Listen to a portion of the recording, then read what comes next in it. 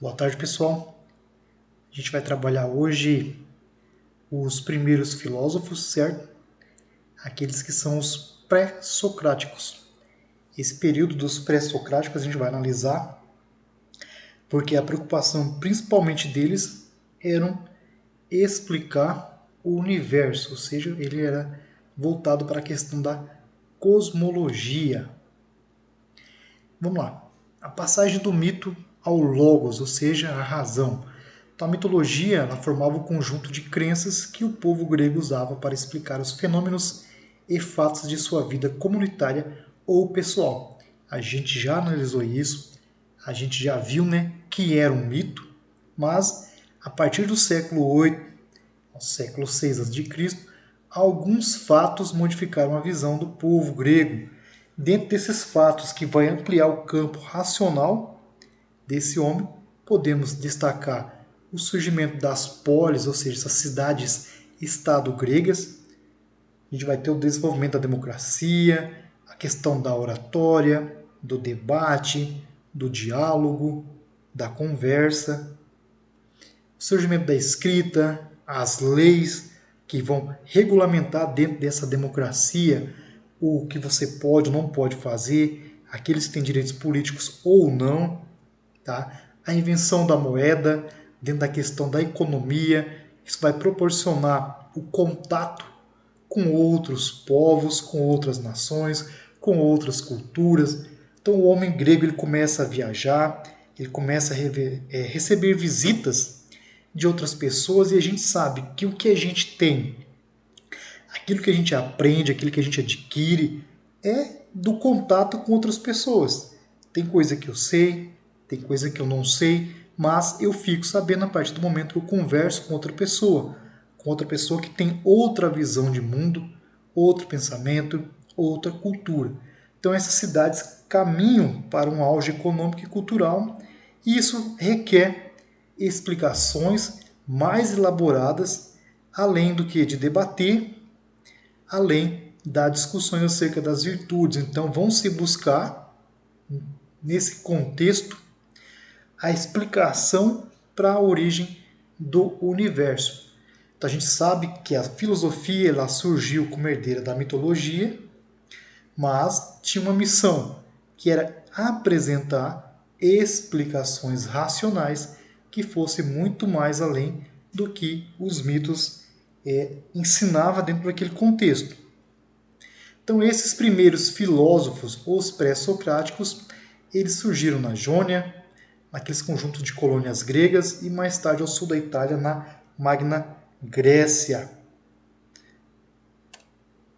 Eles acatavam parcialmente os mitos, mas acreditavam que uma explicação racional deveria ser elaborada para os fenômenos não somente naturais, mas sociais também.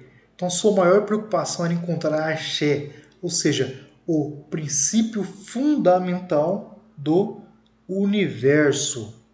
A principal pergunta era qual o elemento que deu origem, que compõe e sustenta os pilares do universo, ou seja, toda a estrutura.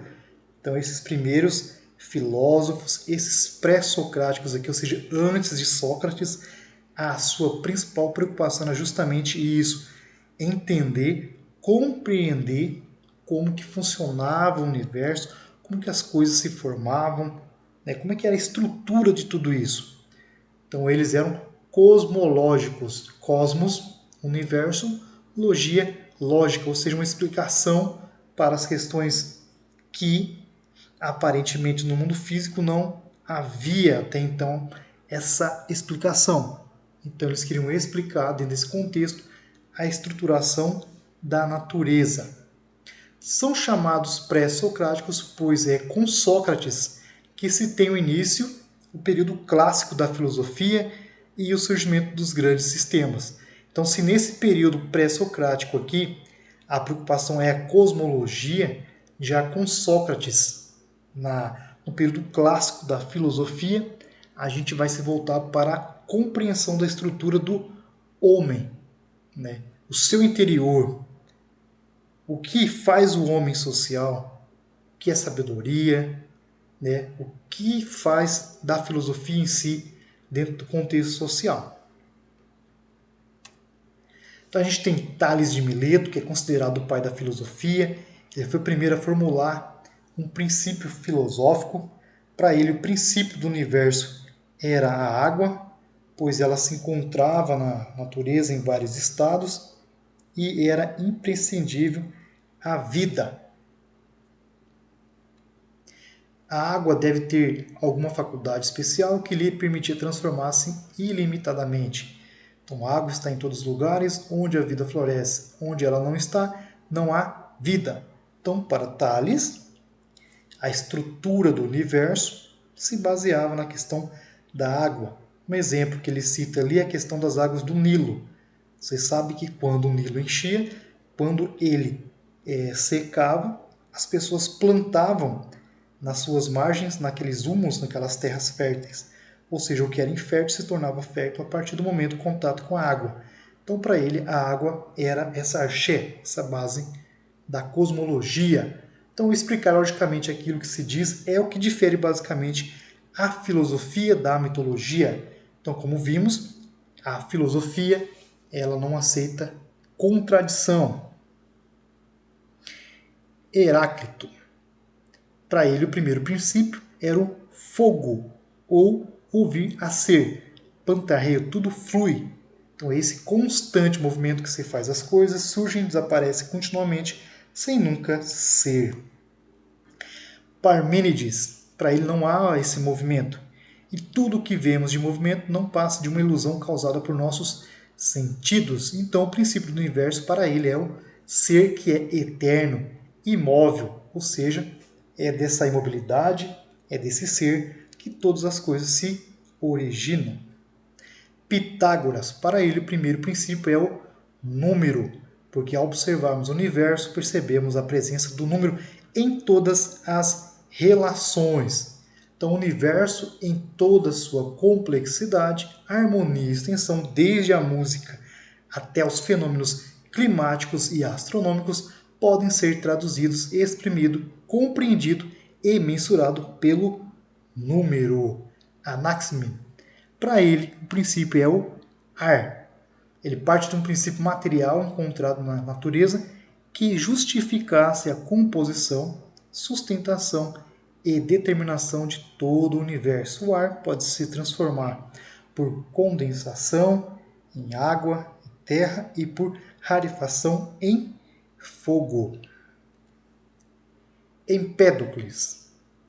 Para ele, o primeiro princípio é a agregação ou desagregação dos quatro elementos: fogo, terra, água e ar. Então, para Empédocles, esse agregamento de cada elemento eterno e incorruptível, eles permanecem os mesmos. São as heranças dos Eleatas, ou seja, dos primeiros filósofos da cidade de Eleia, na antiga Magna Grécia. Mas com contínua agregação e desagregação, dão origem à multiplicidade do mundo e ao devir, ou seja, o cosmológico de todo o universo. Faz sentido, de alguma forma, dentro da visão dele, que terra, água, ar e fogo são os elementos básicos que fazem da natureza ser o que ela é, e dentro desse contexto, essas forças agregadoras e desagregadoras são, respectivamente, o amor e o ódio que fazem a sociedade. Demócrito, para ele, o princípio, seria o átomo do qual tudo deriva. Então, é o primeiro, digamos assim, a primeira teoria atômica. Um espaço vazio separa os átomos, permitindo-lhes que se movam livremente. Então, sabemos que o átomo é uma matéria com um núcleo central aqui, ó, certo?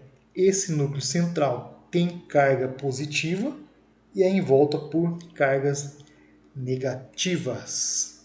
Então, Demócrito e Leucipo são os que analisam a questão da cosmologia através dos átomos. Como os átomos se movem, podem colidir um com o outro, para formar novas disposições de átomos, de modo que os objetos no mundo parecem mudar. Então, os dois pensadores consideravam que há um número infinito desses átomos eternos, mas que o número de diferentes combinações aos quais eles podem se ajustar é finito, ou seja, tem final. Então, para esses dois, Demócrito e Leucipo, a questão da cosmologia é envolta através da questão atômica. Anaximandro, primeiro princípio seria o apeiron, ou seja, o que é ilimitado, indeterminado e infinito. Todas as coisas que existem são diversas, tanto em qualidade quanto em quantidade. Então, foi o primeiro a utilizar o termo técnico arché para designar o princípio fundamental de tudo, onde todas as coisas se iniciam, não somente em qualidade, mas na questão de quantidade também. Anaxágoras foi o primeiro a elaborar a questão do princípio nous, ou seja, a interligação da mente à inteligência. Para ele, as estrelas, a lua e o sol são rochas e não deuses, se afastando assim da questão da mitologia. O período clássico, período mitológico, como a gente viu, a preocupação principal era cosmogônica, ou seja, cosmos, universo, mais gonos, origem.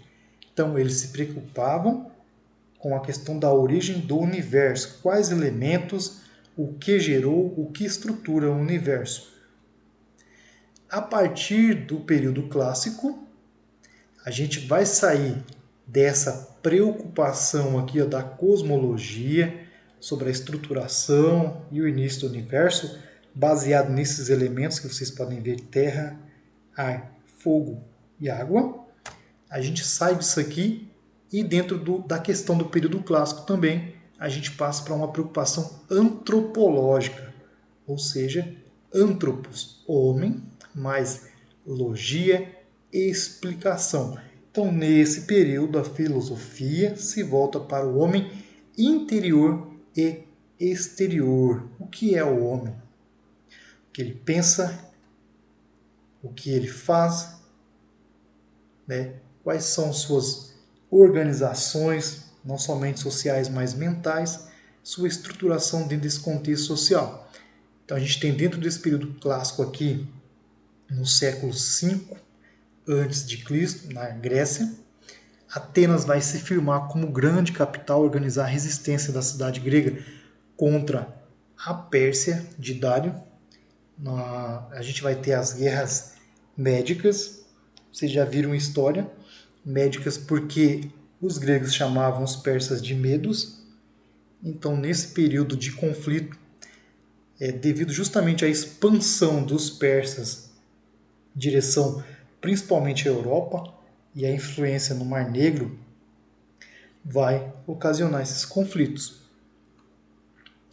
No período clássico, vão surgir três figuras principais, que são Sócrates, Platão e Aristóteles, além dos sofistas, que eram professores itinerantes que cobravam por seus ensinamentos. Sofistas vêm de sabedoria e esses professores ali cobravam por seus ensinamentos e eram baseados sua filosofia em cima da questão da retórica e também da discussão.